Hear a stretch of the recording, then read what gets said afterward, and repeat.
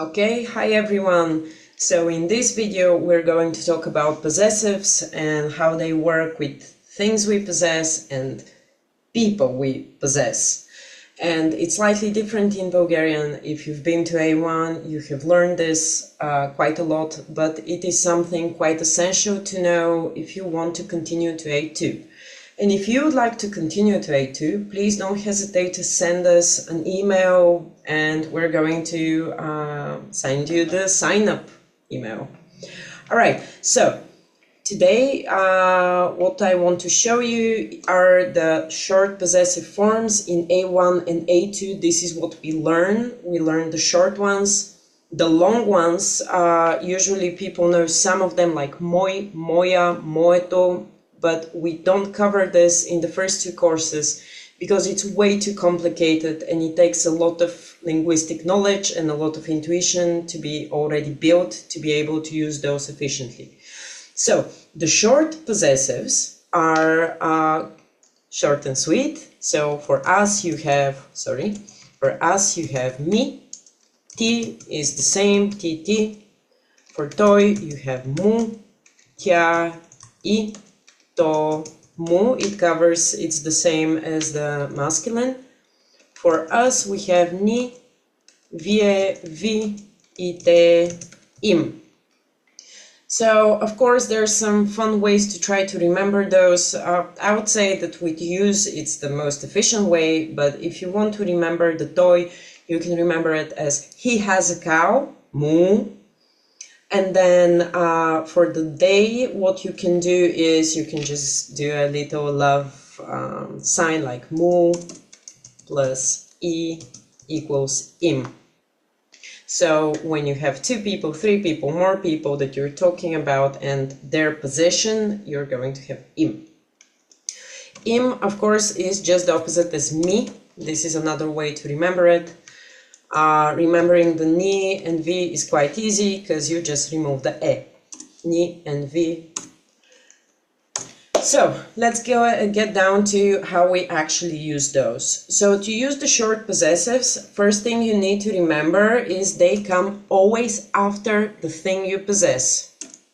Okay, so always after the possessed item or person or idea or whatever.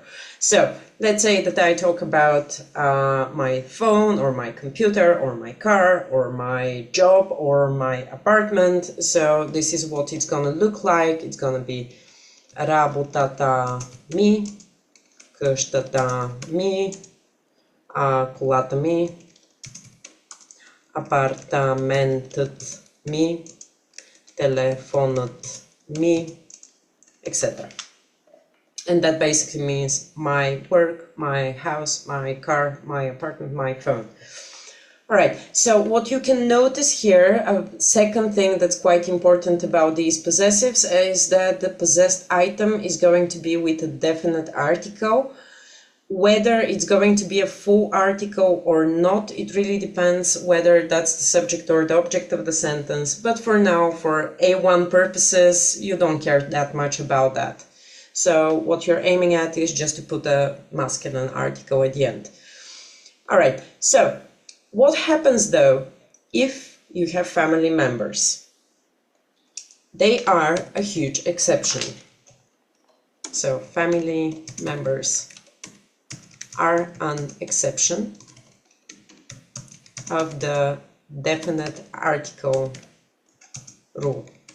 What does that mean? That if you talk about people in your life, like my mom, my sister, my brother, my daughter, my son, then you are probably going to avoid the definite articles. So what you're going to have is, just a second. Yep. Okay, you're going to have Maika, mi, baba, mi, Lelia, mi, сестра ми, жена ми. Okay, and then on the masculine side, баща ми, дядо ми, чичо ми, брат ми. But there is an exception to the exception, all right, of course, that's Bulgarian, that some family members are going to have a definite article. We can think of fun reasons why, like for instance, oh, these family members might be replaceable, or we might have more than one, or they're super special, I don't know.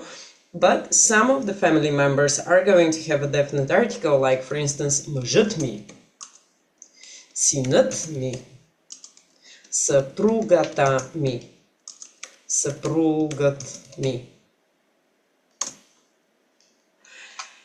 And finally, if you have any of those family members in plural, that means 2 grandmas, 2 aunts, 2 sisters, 3 sisters, whatever amount of sisters you have.